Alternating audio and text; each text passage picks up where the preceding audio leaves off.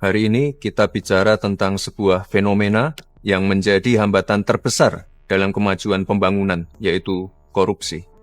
Korupsi adalah kejahatan luar biasa yang tidak hanya menghambat pertumbuhan ekonomi, tapi juga menciptakan ketidakpastian iklim investasi, menurunkan kualitas layanan publik, dan lebih berat lagi, merugikan masyarakat secara luas.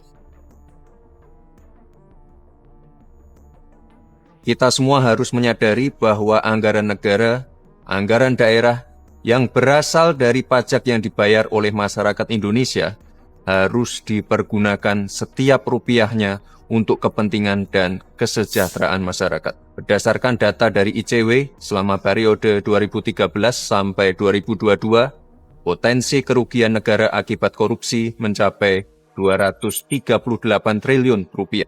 Dan berdasarkan kasus yang ditangani kejaksaan, potensi kerugian negara akibat korupsi di tahun 2024 mencapai 310 triliun rupiah. Namun, sayangnya hanya 1,6 triliun rupiah yang mampu dikembalikan ke kas negara. Artinya, pengembalian aset negara yang dikorupsi sangat sulit untuk dilakukan. Dan lebih dari 90% menguap begitu saja. Bahkan justru tetap bisa dinikmati oleh pelaku dan kerabat pelaku. Memang penyimpangan ini tidak hanya terjadi di 1, 2, atau segelintir negara saja, tapi hampir semua negara mengalaminya. Namun, respon dari masing-masing negara lah yang menjadi penentu keberhasilan pemberantasan korupsi.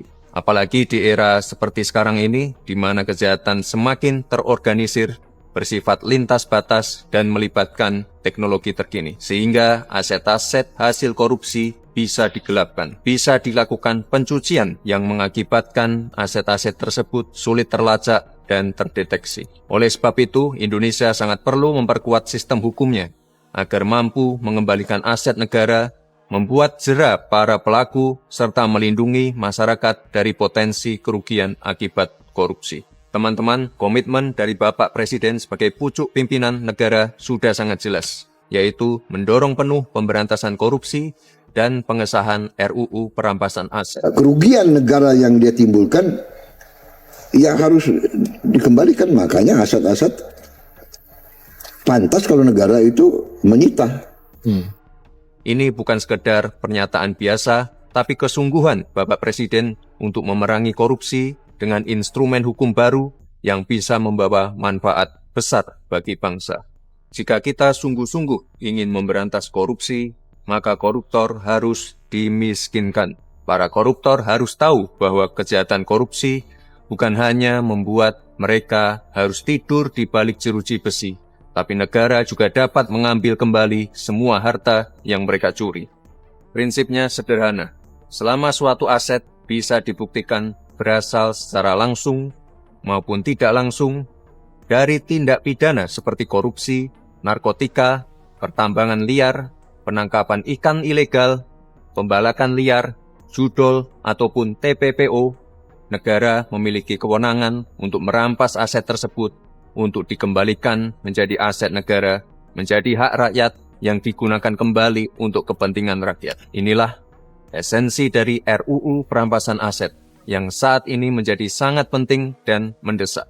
RUU perampasan aset ini merupakan pelaksanaan dari United Nations Convention Against Corruption tahun 2003 yang mengatur mengenai perampasan aset tanpa pemidanaan, yang menjadi semakin relevan dan penting untuk pemulihan aset negara. Apalagi ketika pelaku tindak pidana meninggal atau kabur ke luar negeri.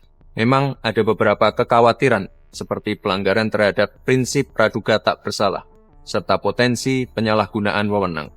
Kekhawatiran ini sangat bisa dipahami. Oleh sebab itu, pembahasan terkait RUU ini harus segera dilakukan secara serius, komprehensif, dan transparan, serta melibatkan semua pihak termasuk para praktisi dan profesional, agar menghasilkan regulasi yang kuat dengan pengawasan yang ketat, sehingga tajam kepada para pelaku, namun tidak sewenang-wenang kepada yang bukan pelaku. Beberapa negara lain juga telah lebih dahulu menerapkan konsep perampasan aset untuk tindak kejahatan tertentu, seperti di Belanda, Kolombia, Singapura, bahkan di Italia. Villa-villa mewah milik mafia disita dan diubah menjadi sekolah serta pusat kegiatan sosial.